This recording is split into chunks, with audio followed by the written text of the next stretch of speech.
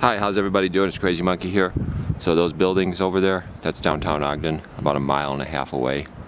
And the tallest building's like 13 or 14 stories. Just a few buildings in downtown, like 10 to 14 stories tall. But they do have 25th Street, that's a bunch of cool restaurants, cafes. The old train station, which is really beautiful. And then the Rock Gym is on the north side of downtown. It's pretty cool, I go there all the time. And then in the middle of downtown is an entertainment area where they got a bowling alley and a movie theater and a bunch of restaurants all in that area.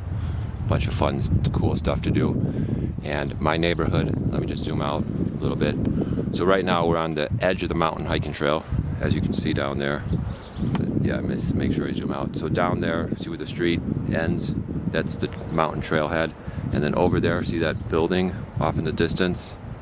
Let me try to zoom in if I can. All right, see that building off in the distance? That's another hiking trail right next to that building. That's actually a condo tower, and those are like 1-bedroom condo units, 2-bedroom condos for like 150 and up. And this whole area right along the mountains is very fancy. All the houses down there are very, very nice. Entry level for like a small brick house right along the mountains is about $250. And some of the nicer homes are like 5,000 square feet, and they're like, miniature mansions. And some of those are like, 500,000-600,000. And then there are actually some mansions, like even above 5,000 square feet, that are actual mansions that are, 600,000, 700,000, 800,000. And so basically this whole area, Harrison Street's 4 blocks. 4 blocks away from the mountains is Harrison Street. And from Harrison, which is 4 blocks away, all the way to the mountains is all like a really nice area. And then from Harrison Street to Washington, that's where I live. That's like in the middle of Ogden. You can't really see it, but it's all trees. I mean, you see all trees and you see the houses poking out. But that's like the middle of Ogden, in between downtown and in between where we're at right now. That's middle Ogden, that's where I live. And the houses are around, we pay just over $150, but now the prices have gone up. Sadly, the prices have gone up. So it's like $170, $200. And unfortunately, prices have gone up, and that's because a lot of Californians are moving in with a lot of money, and a lot of liberals from California are basically moving in, and they got a lot of money. Because if you sell your house in California for like $500,000 to $1 million, then a $250 house in Ogden is like dirt cheap for a person that sold their house for like $1 million in California. You know what I'm saying? I was just on the realtor.com website. I was like shocked because they have a neighborhood by LA called Compton, and they're like selling these small little houses in Compton for $500,000, $500,000 in Compton. I was like in state of shock. I mean, it's not just like in the nicer areas where the houses in California are like $1 or $2 million. Even like the ghetto areas now in California are like $500,000 for like a small little house in like a high crime neighborhood. California is really going off the deep end, and that's what's caused by socialism. Socialism, zone restrictions, massive out of control immigration has created California.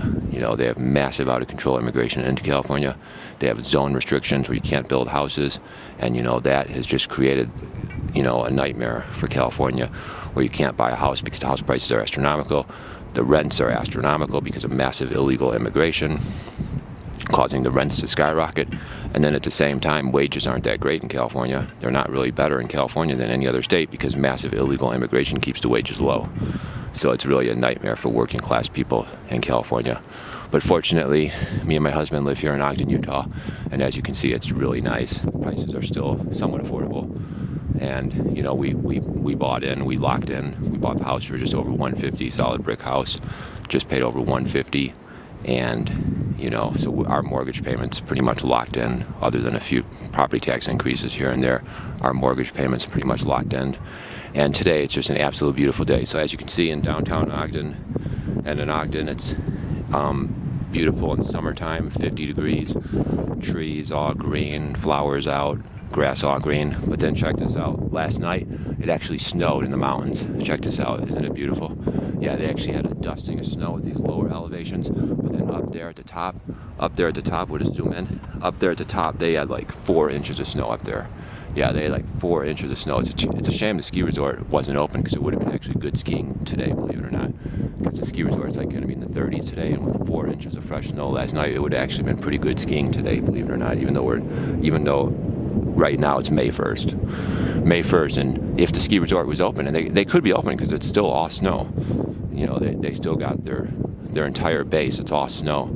It hasn't melted yet. It's all still snow. So they could have opened, but because they closed down like a week ago, they shut it down a week ago. I guess once they close it, I guess they can't really just reopen it for one day.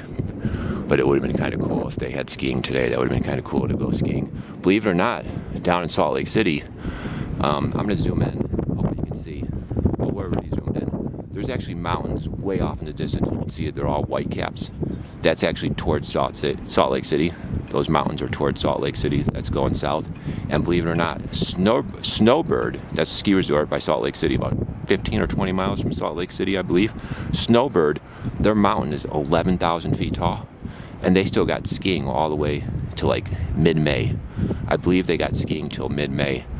And they would have probably had 6 inches of powder last night, because their elevation's much higher at 11,000 feet. So isn't that just awesome? You could have went skiing at Snowbird in May, and then the golf course down there, it's all open. It's open year round, believe it or not, but right now it's like total summer golfing. 50 degrees, green grass, flowers everywhere. All the trees are green. It's summertime golfing, 50 degrees, and then down in Salt Lake by Snowbird, the ski resort Snowbird, you could be skiing right now. Isn't that amazing? Isn't that totally awesome? And because Snowbird is open, but the bus doesn't run. I was going to go there, but the bus doesn't run. So unfortunately, there's no way for me to get to Snowbird, so I wasn't able to get there. But had the bus been running to Snowbird, I was planning on actually going to Snowbird to go skiing today. But unfortunately, the bus stopped running in mid-April. Mid-April, the bus stopped running. They run a bus from like mid-December to April, but because it's May 1st, the bus doesn't run. So I wasn't not able to go. But anyway, I better turn this vlog off. We're already at 7 minutes. I just want to show everybody how beautiful it is today. It's getting warm out. It's like 50 degrees right now, but it's just totally awesome.